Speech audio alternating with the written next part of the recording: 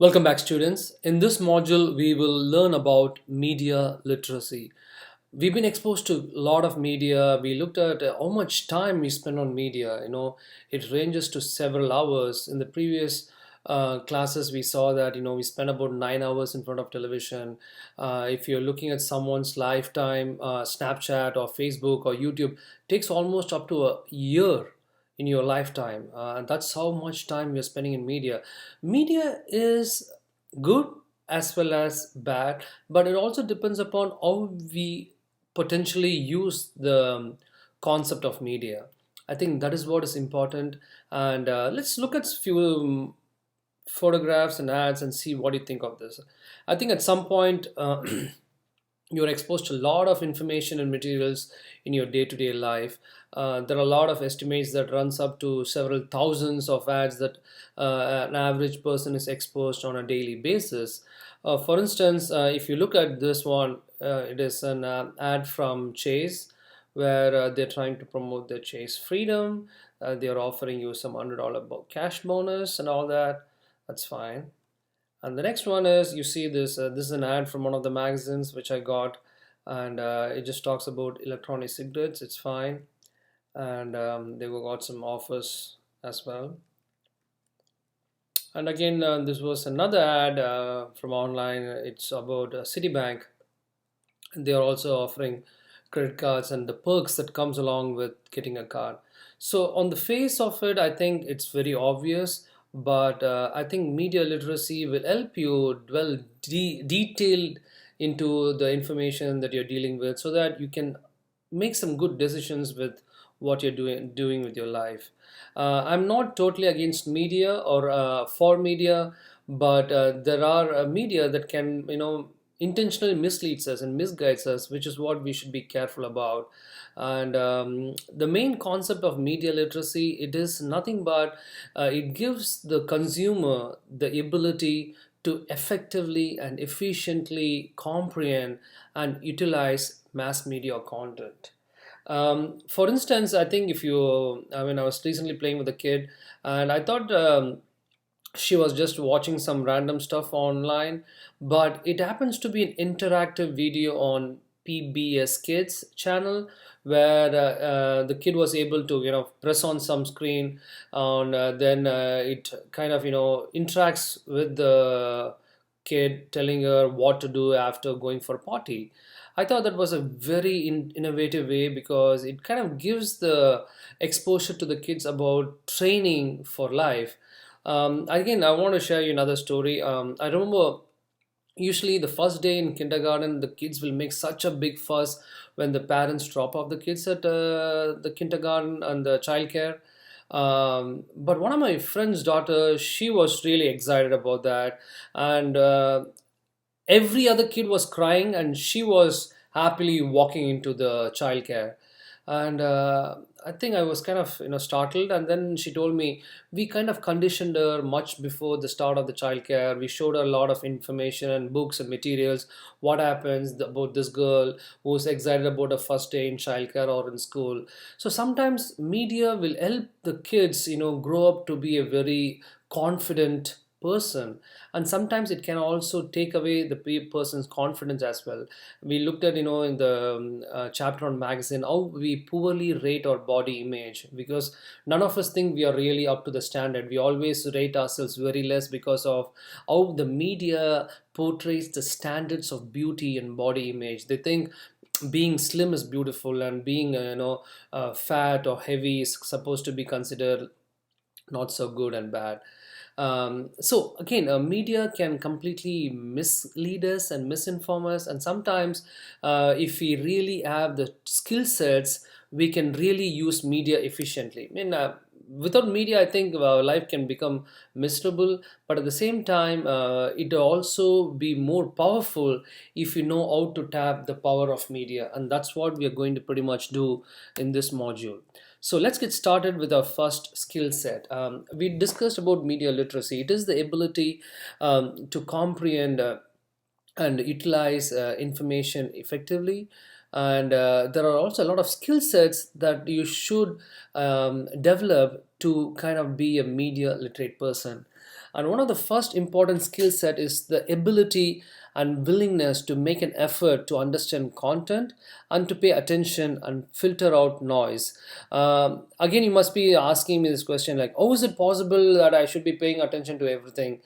There are some issues where you can look at it superficially, but what if you want to take some important decisions with your life about certain aspects? So you want to kind of dwell deep into that and understand the pros and cons of the topic rather than just going blindly walking into that. So you should be willing to make a sincere effort to understand content. Okay, I think that's one of the important skill set that when it comes to being a media literate person. And again, one of the important aspect is that you should at least have an understanding and respect for the power of media. I mean, we are constantly living around media. We are living in a media saturated society, and sometimes we take things for granted. And one such example was, I came to the United States in the summer of 2011, and I landed in St. Louis airport, and that was just a few days after the Joplin tornado, which killed about 80 odd people. And I was very curious because United States is supposed to be the superpower, and it is supposed to be the role model country for all the other countries in the world. They have all the technology, they have all the sophistication, but still 86 people dying of tornado. I thought like that was something for art for me to comprehend. So I dug deep into that topic to find out what exactly went into that, and I read a lot of news articles and a lot of sites to find out what exactly went wrong.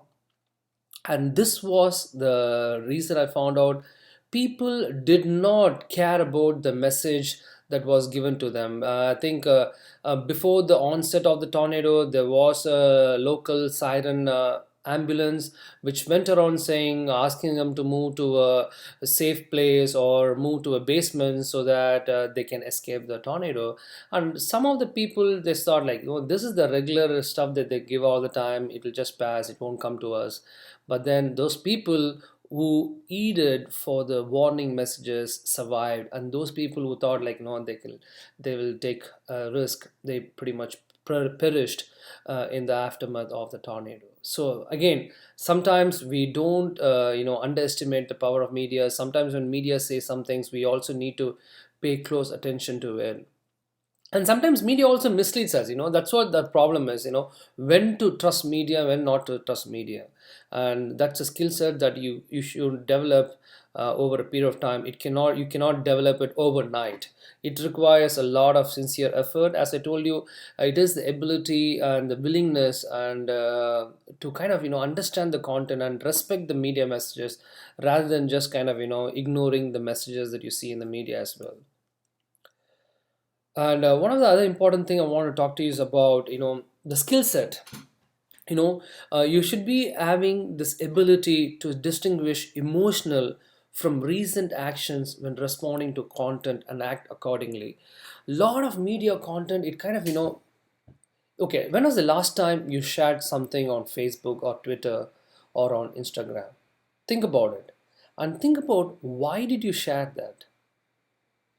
It's either because you are emotionally involved. Either it'll be too funny, or it'll be too scary, or it'll be too horrifying. Either of the spectrum, okay? And that's the reason, because people are emotionally they get emotional very soon, and that's something people cash on that. So we also need to understand sometimes media can kind of give us some kind of news that can move us and shake us, and we think, oh man, this is true, we need to be acting fast. But sometimes it may be true, sometimes it may not be true. So we need to be understanding, why do we have to react to this particular content in this way? Is there something inner meaning behind it? And that's what is important. I don't know, many of you might not be familiar with this. This is a photograph from Somalia, and this is one of the photograph which moved the country of United States, where the US citizens were so horrified to see a marine dragged on the streets of Somalia, because he was a dead marine soldier. It's one of, I think, I don't know whether you've seen this movie, it's called Black Hawk Down. It's one of the movies that was based on true life incident that happened in Somalia when the U.S. Marine helicopter went and was in the rescue mission, and they crashed in Somalia. But people, even after the crash, they dragged the dead bodies of the U.S. soldiers in the streets of Somalia, and this drew such wide response that the U.S. invariably had to take some kind of action, because this was so very important that the then U.S. Secretary of State Madeleine Albright, who was under the Clinton regime, said, termed this word CNN effect. She said, the television images are so powerful, it moves people and it sets aside important, policy level decisions that have been designed after so much of research. And this was what she termed as CNN effect, where she said the ability of television pictures to move people so powerfully that important military and political decisions are driven by those pictures rather than well reasoned policy considerations.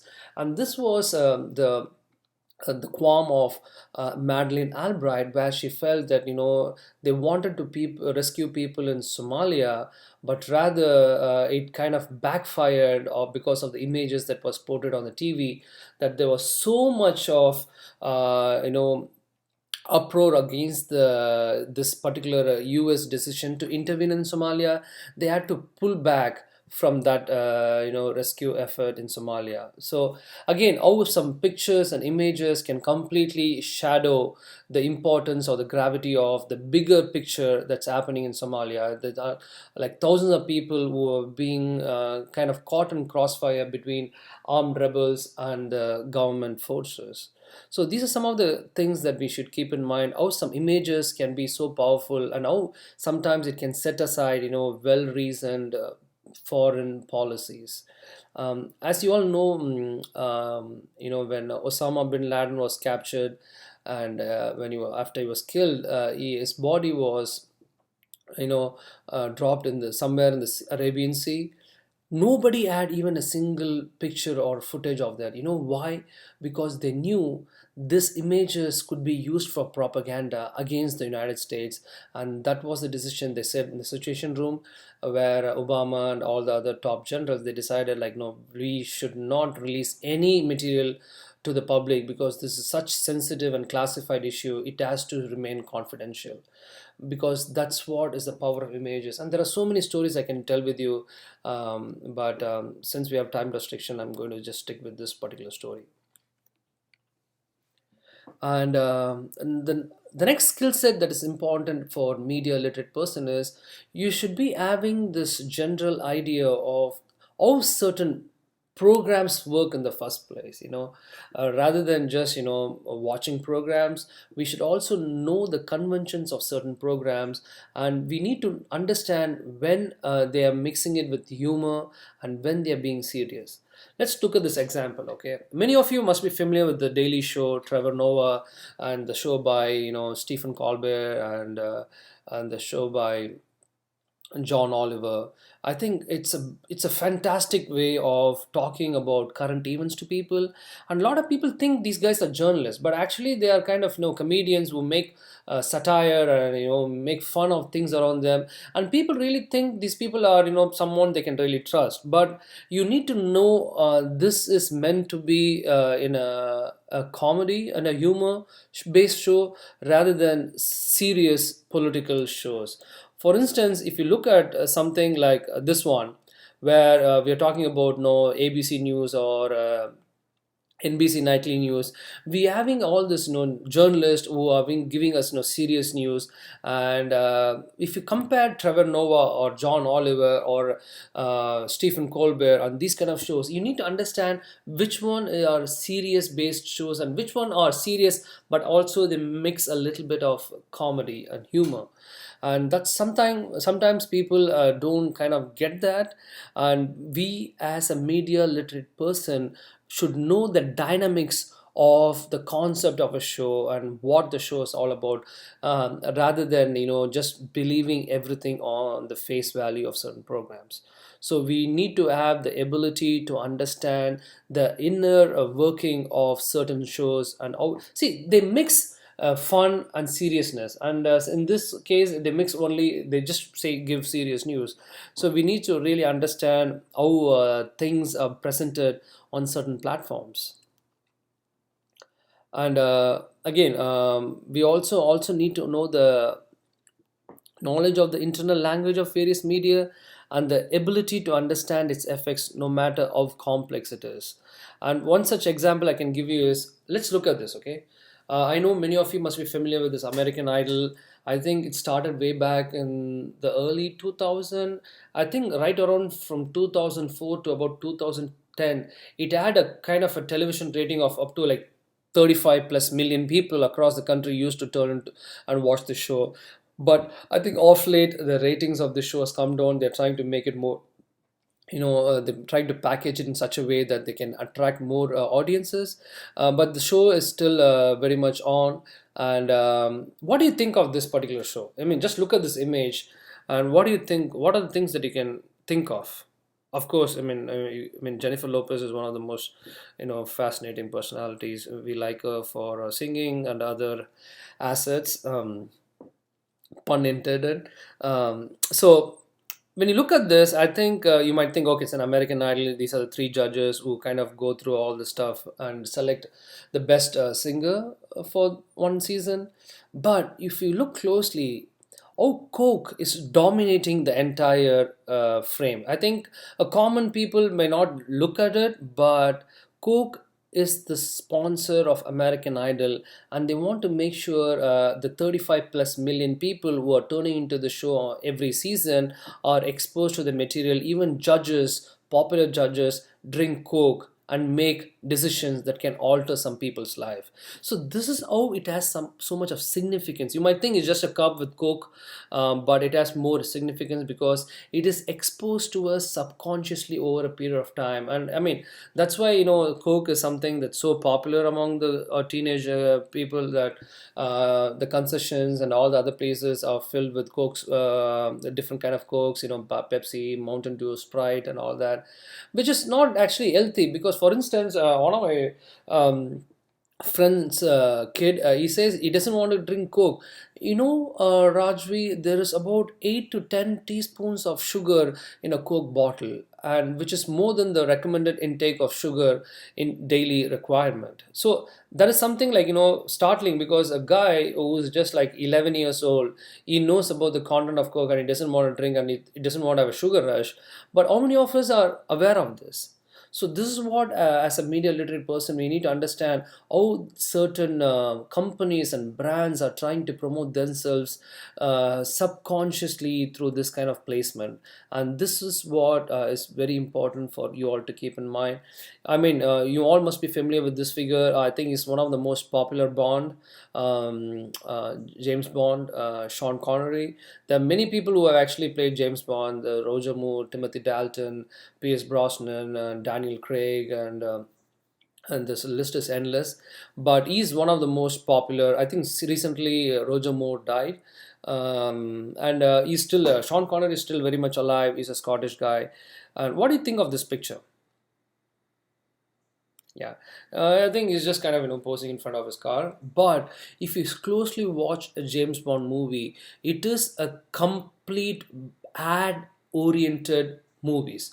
Right from the watches that you wear, right from the cars that you drives, everything is promoting certain aspects. I think if you look closely, and next time if you watch a James Bond movie, I think they promote Omega watches and sometimes Swiss watches. It kind of changes from season to season.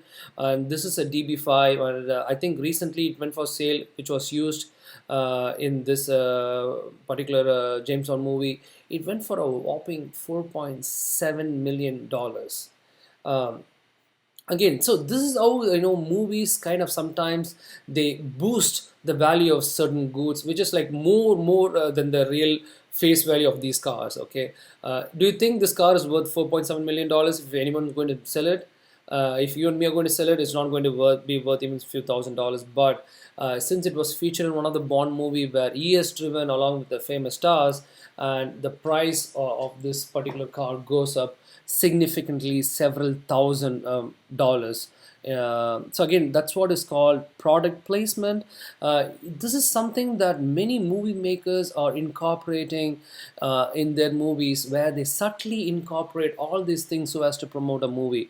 For instance, I don't know, many of you must be familiar with this movie Top Gun, where Tom Cruise was one of the lead actors, and he uses Ray-Ban in that, and that Ray-Ban got so popular that the sales of Ray-Bans went so much during the release of that movie. So they made lots of money just by making the hero use the Ray-Ban glasses. It was also called aviator sunglasses, and it was so popular. The sales soared during that point of time when they launched the Top Gun movie. So that's how people incorporate product placements subtly in movies. In fact, there are many agencies that are based in Hollywood and Los Angeles and New York, where they are trying to connect brands and potential movie makers. For instance, if you look at the recent movie Spider-Man Homecoming or any other movie that you can think of, they can see how they can promote certain brands and certain names along with the movies, so that the movie makers also make money in addition to the movies as well. That's what we discussed about in terms of ancillary rights, and in the book we discussed about subsidiary rights. And these are the things that you need to keep in mind, that oh, mass media is profit centered. They try to kind of promote, you might think it's just a James Bond movie, but it also promotes lots of company products and brands. And we also need to have, you have to think critical about media messages, no matter how credible their sources. In the recent past, we are discussing about fake news and how social media promotes lots of feed which are actually totally completely false, but people believe that and think that's kind of true. And given the ease and access of social media and the connectivity and the reach it has, so any information can be misleading, can believe that on the face value of it. For instance, if you look at this particular news, I think this was some of the news I got from the news feed, where it talks about how a study found that parenting, no matter what, it only produces disturbed, miserable adults. Okay, and every mom or every dad wants to be a good dad, and when they read all these things, just look closely at the content. A study released by the California Parenting Institute showed that every style of parenting inevitably causes children to grow into profoundly unhappy adults. And also they have it within quotes, which says our research suggests that while overprotective parenting ultimately produces adults unprepared to contend with life's difficulties, highly permissive parenting leads to feelings of bitterness and isolation throughout adulthood, within quotes by lead researcher Daniel Porter.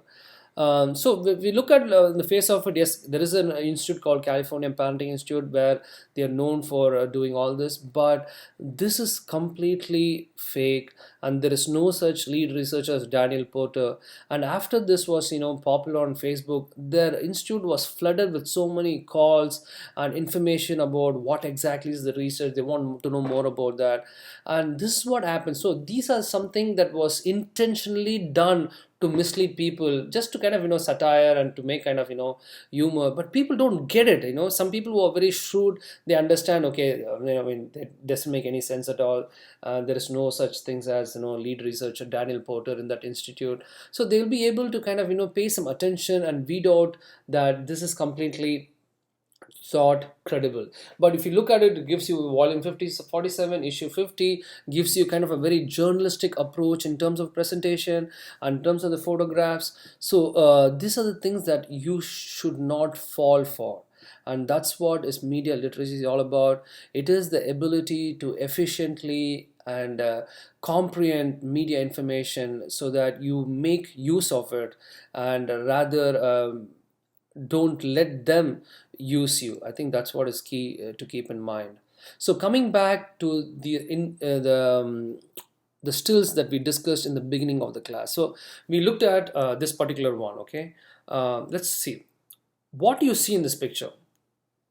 It's obvious. We see a plane, we see a very glamorous girl holding a electronic cigarette with one leg up in the air with heels, and it gives you a QR scan code and gives you a $5 off for FinSix.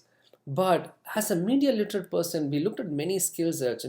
You have to pay close attention to the details presented to it. You should kind of, will dwell into the internal language of how these things operate. And looking at beyond this, what are the things that you can see beyond? Okay, the obvious things is, yes, you can see obvious. What are the things that you don't see? The things that I don't see is electronic cigarette safe, as they mention anything about that? What is the price of it?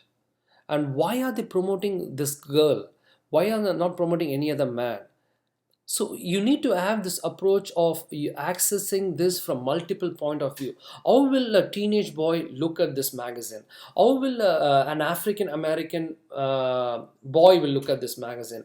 How will someone from Asia will look at the magazine? Will they be offended by any of this that's being portrayed? So that is what you call accessing these messages from multiple point of view. How those people can invariably be affected by these kind of messages.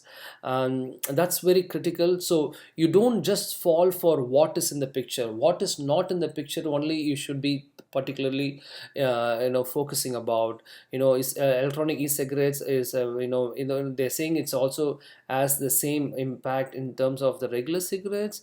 And what are some of the complications that's involved in the long run? How much are you going to spend this? Yeah, they're giving $5 off, but invariably if you're going to use this over a period of time, it's going to drain your pocket. Maybe it's $100 or $200 over several months. So this is why you should look at certain pictures rather than looking at the obvious. You should look at what you don't see, and why does this make me feel certain way, whether you're feeling emotional, or whether you're feeling kind of annoyed or disgusted, or is this what the communicator wants you to feel in certain ways?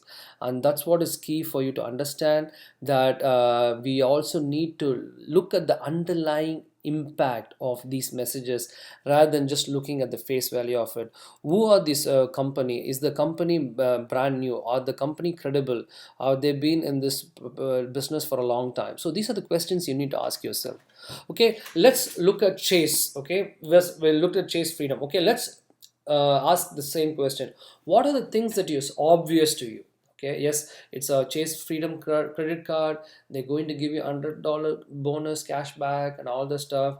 And Chase is one of the most popular banks in America. It's all fine, but let's look at what this underlying message behind this Chase Freedom. I think the point is Chase will take away the freedom from us, honestly. Imagine they're going to give you $100 cash back. Do you think they will give you $100 bonus cash back? If you look at the fine print, they'll tell you you'll have to spend $3,000 in the first 3 months so that you get under. So they'll have some kind of strings attached. So they're saying experience unlimited cash. Do you think they'll give you unlimited cash for free? No, they will charge you a humongous amount of interest for using cash if you're using these kind of credit cards. So they don't talk to you about that. They only talk about, oh, you can do this, you can do this, but what are the complications? So you will be spending more than the budget that you have for you to spend in a month when you're going to use these kind of cards. So the underlying thing is it's going to take away your freedom. It's not going to give you freedom. That is how I read it. That is how a media literate person will read it. So don't ever look at the obvious things. Look at the underlying message. What are the potential impact it's going to have on me? So what does it mean to have this credit card? How much more money should I be paying on a yearly basis? Is it a premium free card? Do I have to pay any monthly subscription? So there are so many questions this ad doesn't answer. And if you have to make any decisions based on this card, you'll have to dig deep into it. And again, this is again a classic example again of Citibank. You have more chef's tables, which means you have more options to dine at some of the fine dining restaurants in your city, and you have more time to play. You have more entertainment, but it comes with a package that it'll drain your wallet. That's what as simple it is. It is not about more chef's table. You're going to be and spending up more money from your pocket, and you are going to spend more of your time wasting your time playing on all this kind of stuff, and you will be spending more time on entertainment, which is nothing but it's going to drain away the money from your pocket. This is what is as simple as it is. So this is what is media literacy. You don't look for the obvious things, you look beyond what it is being that's shown to you. Why is this making me feel certain way? Why is this making me act in certain way? And what should I do with regard to these kind of messages? So these are the questions that you need to ask yourself, and these are the skill set that you have to develop over a period of time. Again, you won't get it overnight. There is just a matter of time, and once you are exposed to this kind of habit, I think it becomes more like a muscle memory.